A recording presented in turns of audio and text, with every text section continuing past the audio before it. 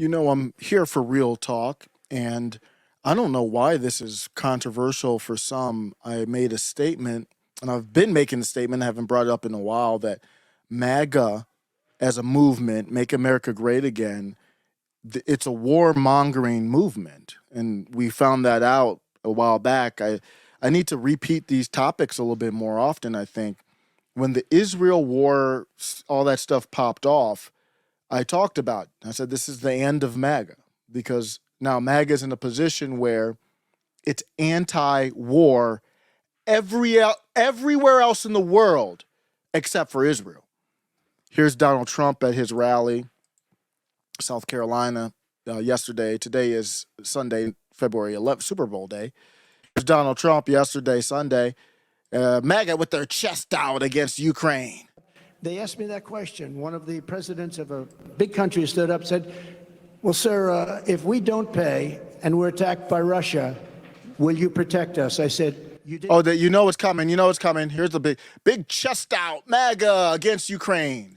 They asked me that question. One of the presidents of a big country stood up and said, well, sir, if we don't pay and we're attacked by Russia, will you protect us? I said, you didn't pay? You're delinquent? He said, yes, let's say that happened. No, I would not protect you. In fact, I would encourage them to do whatever the hell they want. You got to pay. You got to pay your bills. So number one, that's not even an anti-war position. He's just saying pay your bills. He's just like, he's a landlord. He's a commercial, but real estate guy. He's like, you don't pay your rent, I'm going to kick you out. It's not even an anti-war position in Ukraine. But then you see politicians, J.D. Vance and others, saying, well, we don't want to fund any more war in Ukraine. And Trump backs that position. MAGA clearly backs that position. But then I say, wait a second, let's not be carried away here. I want to call MAGA for what it is.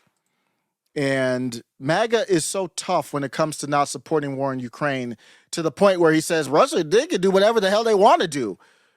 But when it comes to stopping that Israel money, they turn into John Bolton level warmongers. It's not the same. It's not the same energy.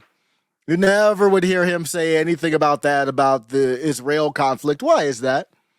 It's because MAGA's in a bad place, supporting war. And not only that, supporting war from a government that spends billions of dollars in America to demonize you because you put on the red hat.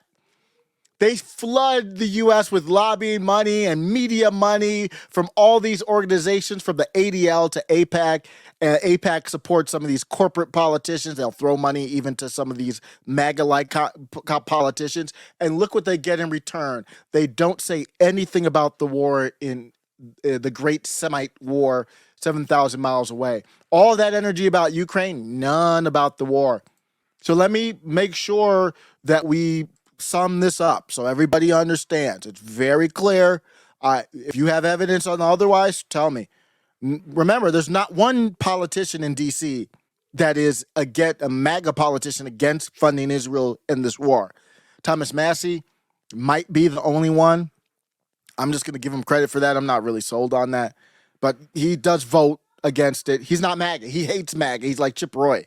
He's a MAGA hater. So just from the standpoint of a MAGA person, there's not one in D.C. And the presidential candidate is not against it.